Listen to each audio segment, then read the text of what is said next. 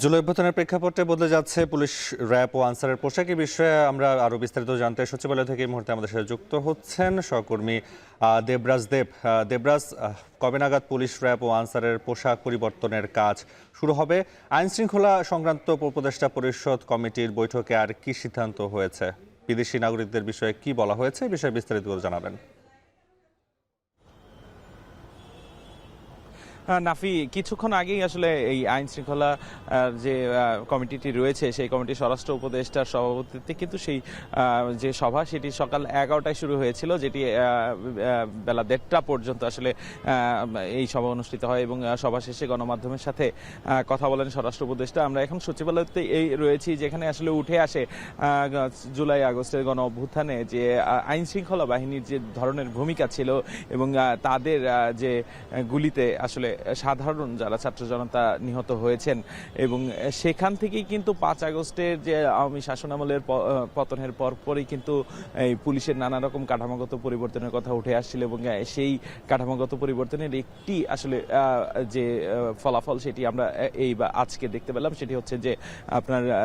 আইন শৃঙ্খলা বাহিনীর, অর্থাৎ বিশেষ করে যদি বলতে হয় পুলিশ, র্যাব এবং আনসার, এই তিনটি বাহিনীর সদস্যদের যে পোশাকের রং রয়েছিল এতদিন, সেই পোশাকের রঙের পরিবর্তন আসছে। আমি যদি একটু ব্রেকডাউন করে বলি, পুলিশের রঙে কিন্তু পুলিশের যে পোশাক সেই পোশাকের রং হচ্ছে আয়রন কালারের, অর্থাৎ লোহা যে কালারটি রয়েছে, রংটি রয়েছে সেটি, এবং র্যাবের হচ্ছে অলিভ কালার, এবং আপনার আনসার যে সদস্য রয়েছে এগুলো হচ্ছে যে হুইট কালার, অর্থাৎ গমের যে একটি কালার সেই কালারের মতো। তো এই পরিবর্তনের সিদ্ধান্তগুলো আসলে এই উপদেষ্টা পরিষদ, নিরাপত্তা পরিষদের সভায় আসলে সিদ্ধান্ত গ্রহণ করেছে। অন্যান্য উপদেষ্টা আসিফ নজরুল সহ আরো অন্যান্য উপদেষ্টারাও সেখানে উপস্থিত ছিলেন, এবং এই পোশাকের পরিবর্তন আমরা যখন তাকে প্রশ্ন করেছিলাম এই পোশাক পরিবর্তনটা আসলে কতদিনের মধ্যে হবে, সেক্ষেত্রে স্বরাষ্ট্র উপদেষ্টা বলেছেন আসলে এই নির্দিষ্ট ধরনের কোনো সময়সীমা আসলে তারা বেঁধে দেননি, যত দ্রুত সম্ভব আসলে পরিবর্তন করা হবে, এবং এর জন্য অতিরিক্ত খরচ হবে কিনা এমন প্রশ্নেও কিন্তু তিনি বলেছেন যে আসলে অতিরিক্ত তেমন একটা খরচ হবে না, যেভাবে আসলে পোশাক পরিবর্তন হয়ে থাকে সেই পরিবর্তনটাই আসলে এখানে হবে, শুধু রঙের পরিবর্তনটা হবে। এবং আপনার দ্বিতীয় প্রশ্নটি ছিল আসলে সীমান্তে আমরা দেখতে পেয়েছিলাম যে এই বেশ কিছুদিন যাবৎ চাঁপাইনবাবগঞ্জ সম্প্রতি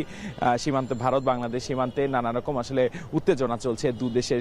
সীমান্তরক্ষী বাহিনী এবং সাধারণ মানুষের মধ্যে হাতাহাতির পর্যায়ে চলে গেছে, যেখানে 3 জন বাংলাদেশি আহত হওয়ার ঘটনাও ঘটেছে। তো এমন পরিস্থিতিতে আমরা দেখতে পেয়েছিলাম বিভিন্ন গণমাধ্যমে